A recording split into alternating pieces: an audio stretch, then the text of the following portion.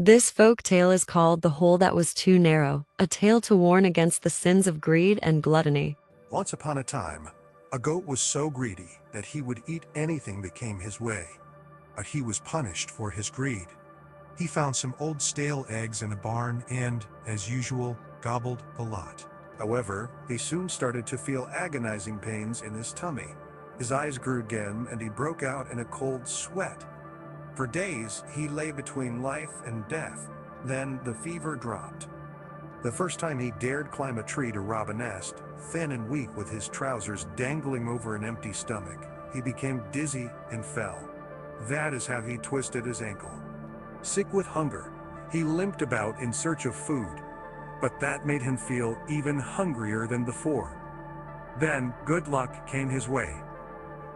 Although wary of venturing too close to human habitations, he was so hungry, he went up to a tavern on the outskirts of the village.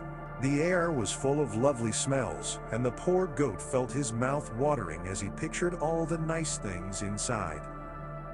An inviting smell coming from a crack in the wall seemed to be stronger than the others. Thrusting his nose into the crack, he was greeted by a waft of delicious scents. The goat frantically clawed at the crack with his paws and teeth, trying to widen it. Slowly the plaster between the blocks of rubble began to crumble, till all he had to do was move a stone. Shoving with all his might, the goat made a hole, and then a really wonderful sight met his gaze. He was inside the pantry, where hams, salamis, cheeses, honey, jam, and nuts were stored. Overwhelmed by it all, the goat could not make up his mind what to taste first. He jumped from one thing to another, munching all the time, till his tummy was full. Satisfied at last, he fell asleep. Then he woke again, had another feast, and went back to sleep. With all this food, his strength returned, and next day, the goat was strong enough to climb up to the topmost shelves and select the tastiest delicacies. By this time, he was just having a nibble here and a nibble there. But he never stopped eating. He went on and on and on. By now, he was very full indeed, as he chattered to himself. Salami for starters, no, the ham's better. Some soft cheese, and a spot of mature cheese as well. I think I'll have a pickled sausage too. In only a few days, the goat had become very fat, and his trouser button had popped off over a bulging tummy.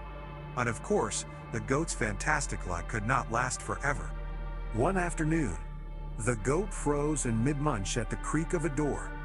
Heavy footsteps thumped down the stairs, and the goat looked helplessly round. Fear of discovery sent him hunting for a way to escape.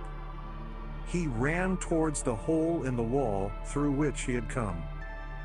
But though his head and shoulders entered the hole, his tummy, which had grown much larger since the day he had come in, simply would not pass.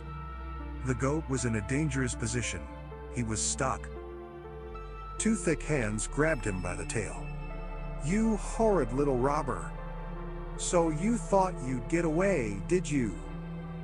I'll soon deal with you." Strange though it may sound, the only thought in the greedy goat's head was a longing to be starving of hunger again.